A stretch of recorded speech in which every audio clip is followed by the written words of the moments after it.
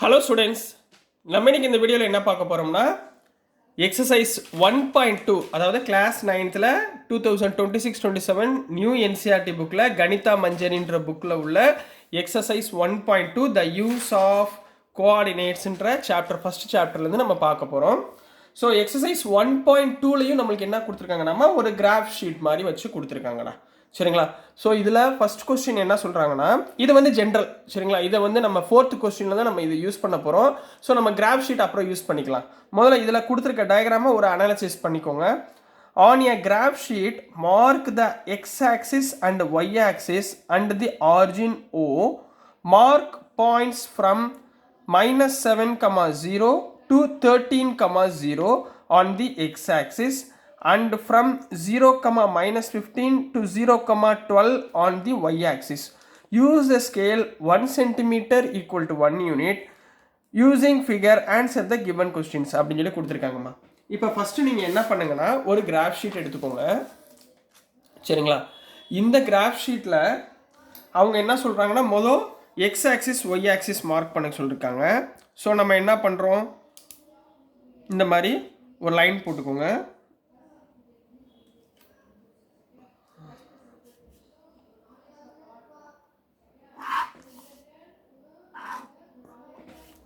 சரிங்களா?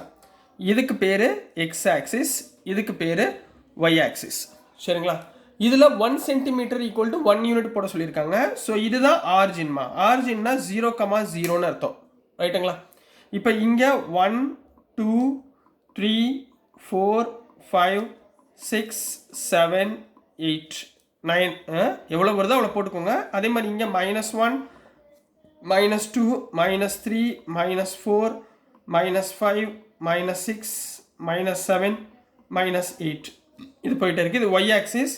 இங்கே 1 2 3 4 5 6 7 8 9 10. ஸோ அதே மாதிரி இங்கே -1 -2 -3 -4 -5 -6 -7 -8 -9 -10 இது போயிட்டே இருக்கும். சரிங்களா? நீங்கள் எவ்வளோ முடியுமோ அவ்வளோ போட்டு வச்சுக்கோங்க. இந்த சாப்டர் எல்லாமே உங்களுக்கு graph sheet compulsory. So graph sheet கரெக்டாக பார்க்கணும். இதில் அவங்க என்ன மார்க் பண்ண சொல்லியிருக்காங்கன்னா மார்க் த பாயிண்ட்ஸ் ஃப்ரம் -7,0 அதாவது x, y. -7 எக்ஸில் -7 ஒய்க்கு 0. எக்ஸில் -7னா இது எக்ஸ் ஆக்சிஸ். ஸோ எக்ஸ் ஆக்சிஸில் -7 இங்கே வருதா? ஸோ இதுதான் -7,0. ரைட்டுங்களா கண்ணா? So next 2 13,0. 13 எங்கே இருக்குமா? 13 இந்த பக்கம் 13 வரணுமா? 13னா எப்படி எடுத்துக்கலாம்? இது கொஞ்சம் லென்த் அதிகமாக இருக்குமா? சரி. ஸோ 10 9 இதை நான் எடுத்துக்கிறேன். 10 11 12 13 போட்டுக்கிறேன். இதை எடுத்துக்கிறேன்.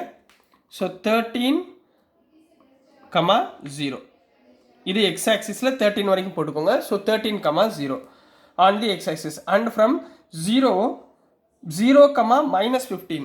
அப்போ ஒய்யில் -15. ஸோ நான் இது என்ன எழுதிக்கிறேன்? 11 12 13 இது -14 இதை -15 எடுத்துக்கிறேன். சரிங்களா? அப்போ இந்த இடத்துல 0, -15 இங்கே நோட் பண்ணிக்கோங்க.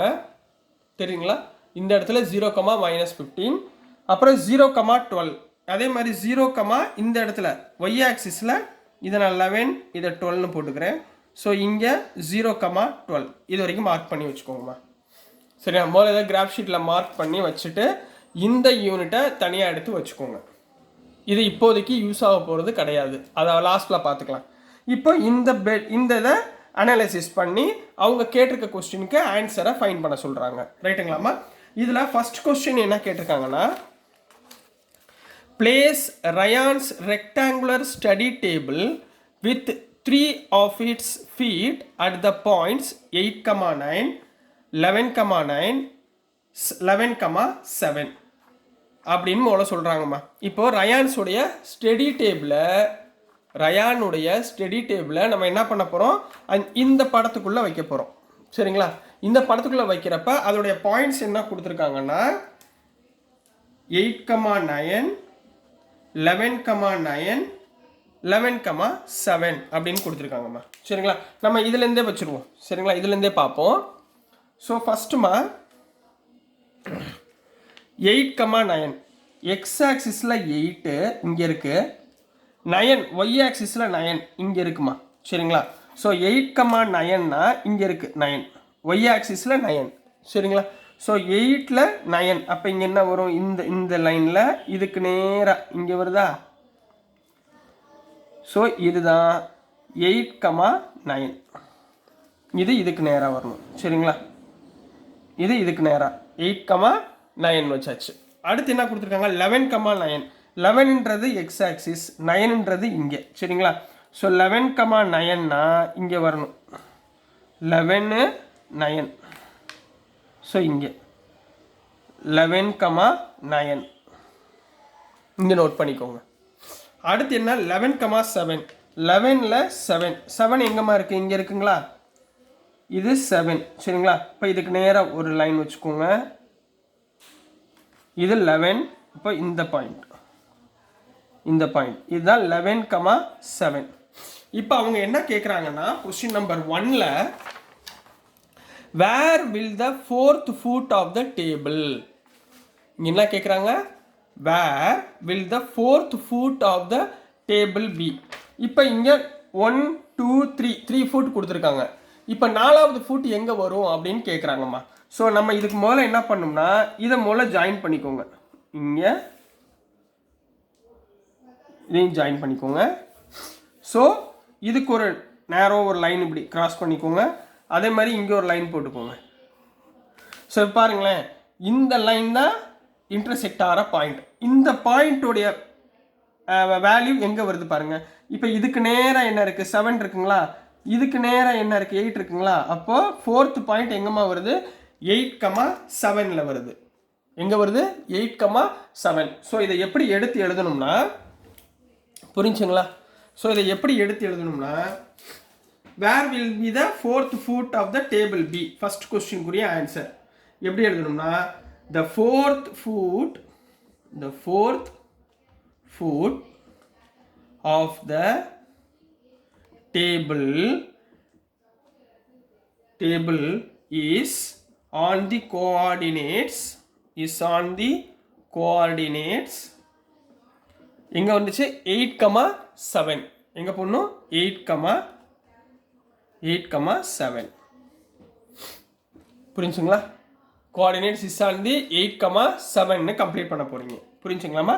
இப்போ அடுத்து செகண்ட் கொஸ்டின்மா, is this a good spot for the table, இந்த டேபிள் இங்கே வைக்கிறதுக்குரிய நல்ல ஸ்பாட்டா அப்படின்னு கேட்டுறாங்க. கம்பல்சரி நல்ல ஸ்பாட் தான், இது தனியாக தான் இருக்கு பாருங்க, பெட்டு, இங்கே வார்ட்ரோப் இருக்குது, இங்கே பாத்ரூம் இருக்குது, இது சவரிங் ஏரியா. சரிங்களா, ஸோ இந்த இடத்துல டேபிள் வைக்கிறதுனால நம்மளுக்கு யாருக்குமே இடைஞ்சல் கிடையாது. ஸோ செகண்ட் கொஸ்டினுக்கு என்ன ஆன்சர் எழுதுறீங்க, ஃபர்ஸ்ட்ல yes, table is in one corner of the room, ஒரு ரூமில் ஒரு கார்னரில் தான் அந்த டேபிள் இருக்கு. So this is a good spot அப்படின்னு போட போறீங்க. So this is a good spot அப்படின்னு கம்ப்ளீட் பண்ண போறீங்க. புரிஞ்சுங்களா, so this is a good spot.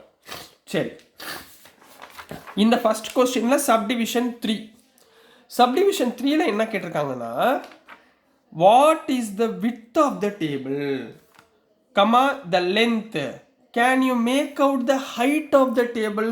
இப்போ அவங்க என்ன கேட்டிருக்காங்கன்னா, width எவ்வளவு, லென்த் எவ்வளவு அப்படின்னு கேட்டிருக்காங்கம்மா. சரிங்களா, இப்போ width ஆஃப் த டேபிள்னா இது வரும், இதுதான் width, அதாவது ஒய் ஆக்சிஸில் வருது பார்த்தீங்களா, அதுதான் width, இது லென்த்து, அது 8,7 11,7 வருதா, அது வந்து லென்த். அப்போ லென்த் எங்கே இருக்கு, எக்ஸ் ஆக்சிஸ், விட்த் எங்கே இருக்கு, ஒய் ஆக்சிஸ். அப்போ ஒய் ஆக்சிஸை நம்ம மைனஸ் பண்ணிட்டோம்னா விட்த் கிடைச்சிரும். சரிங்களா, ஸோ தேர்ட் கொஸ்டினுக்கு எப்படி ஆன்சர் எழுதணும் பாருங்க, width of the table, width of the table, width of the table. இப்போ width ஆஃப் தி டேபிள் எங்கே இருக்கு, 8,7 8,9 8,9 8,7. சரிங்களா, இதில் ஒய் ஆக்சிஸ் எங்கே வருது, width ஆஃப் தி டேபிள்னா எங்கே வரும், ஒய் ஆக்சிஸில் வரும்.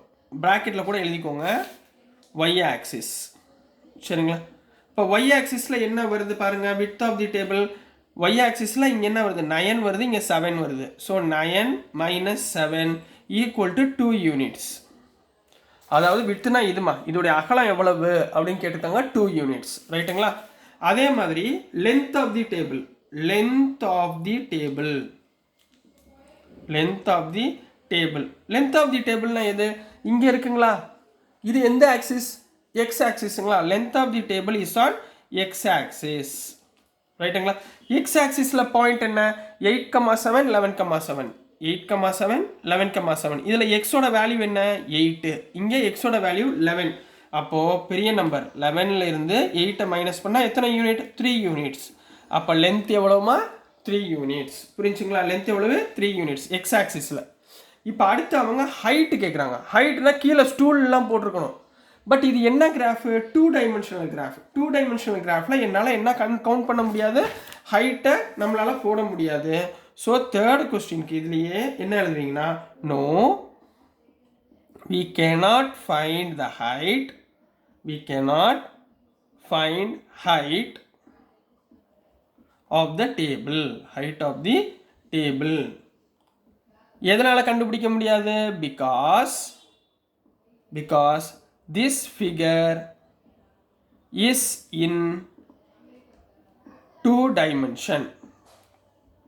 2 டைமென்ஷனில் இருக்கிறதுனால என்னால் என்ன கண்டுபிடிக்க முடியாது, ஹைட்டை கண்டுபிடிக்க முடியாது. கம்ப்ளீட் பண்ண போகிறீங்க. இதுதான் கொஸ்டின் நம்பர் 1 ஆன்சர். சரிங்களாமா? இது எக்ஸைஸ் 1.2ல் கொஸ்டின் நம்பர் 2ல் இருக்குது, 3ல் இருக்குது. இது ஒவ்வொரு வீடியோவாக தனித்தனியாக பிரித்து போட்டால் தான் உங்களுக்கு என்ன வருது அப்படின்றது புரியுன்றதுனால நான் செப்பரேட் பண்ணி போடுறேன். ஸோ ஒவ்வொரு வீடியோவும் அடுத்தடுத்து கொஸ்டின்ஸ் வரும், நீங்கள் அதை பாருங்கள். ஸோ டியர் ஸ்டூடெண்ட்ஸ், நான் அனுப்புகிற வீடியோஸ் உங்களுக்கு புரிஞ்சிருக்கும்னு நம்புகிறேன். பிடிச்சிருந்துச்சுன்னா மறந்து நம்ம லைக் பண்ணுங்கள், ஷேர் பண்ணுங்கள், மறக்காமல் சப்ஸ்கிரைப் பண்ணி சப்போர்ட் பண்ணுங்கள் ஸ்டூடெண்ட்ஸ். தேங்க்யூ.